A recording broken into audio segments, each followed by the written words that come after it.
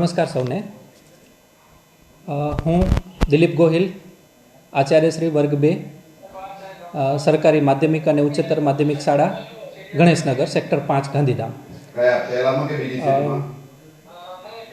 આગામી ફેબ્રુઆરી-માર્ચ 2026 બોર્ડની પરીક્ષાઓ જ્યારે આવી રહી છે ત્યારે સર્વે વિદ્યાર્થીઓને આ બોર્ડની પરીક્ષા માટે ખૂબ ખૂબ શુભેચ્છાઓ.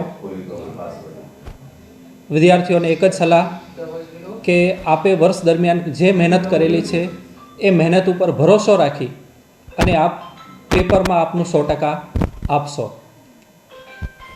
સમગ્ર વર્ષ દરમિયાન જે એકમ કસોટીઓ હોય, પ્રી બોર્ડની એક્ઝામ્સ હોય, જે માનનીય શ્રી જિલ્લા શિક્ષણાધિકારી શ્રી સંજય પરમાર સાહેબના માર્ગદર્શન હેઠળ આપણે બધી તૈયારી કરેલી છે, એ જ પરીક્ષાઓ આપણે એ જ આત્મવિશ્વાસ સાથે બોર્ડની પણ પરીક્ષા આપણે સૌ આપીએ.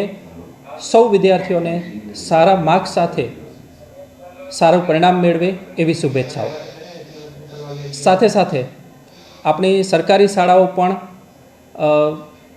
સેલ્ફ ફાઇનાન્સ શાળાઓની સાથે કદમથી કદમ મિલાવી અમને ઉચ્ચ ગુણવત્તાવાળું શિક્ષણ આપી રહી છે.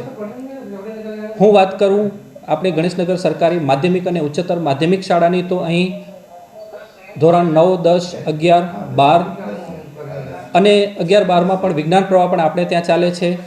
સ્ટાફ પણ આપણી જગ્યાએ હાઈલી ક્વોલિફાઈડ સરકારના નિયમો અનુસાર અને પૂરેપૂરો છે.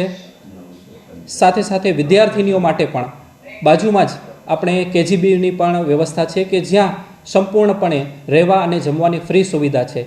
તો હું MB ન્યૂઝના માધ્યમથી પણ આપ સૌ વાલી અને વિદ્યાર્થીઓને જણાવું કે શક્ય હોય તો વધુને વધુ આપણી શાળામાં ખાસ કરીને વિજ્ઞાન પ્રવાહના વિદ્યાર્થીઓ પણ વધુને વધુ પ્રવેશ લે એવા સૌ પ્રયત્ન કરીએ. શાળા કક્ષાએથી પણ એ માટેના પ્રયત્નો ચાલુ છે. ફરી એક વખત તમામ વિદ્યાર્થી અને વાલીઓને પરીક્ષા માટેની શુભેચ્છા. છેલ્લે એક જ વાત કહીશ કે એકમાત્ર પરીક્ષાનું પરિણામ છે એ આપણું ભવિષ્ય નક્કી નથી કરતું. તો વાલીશ્રીઓ પણ વિદ્યાર્થીઓ મહેનત કરેલી છે એ અનુસાર અને હવે કોઈ એના નવા શેડ્યુલમાં ફેરફાર ન કરતા માત્ર અને માત્ર કોઈ પણ સ્ટ્રેસ વગર પરીક્ષા આપે વિદ્યાર્થી. રિઝલ્ટનો ફોર્સ હવે આપણે કરવાનો નથી.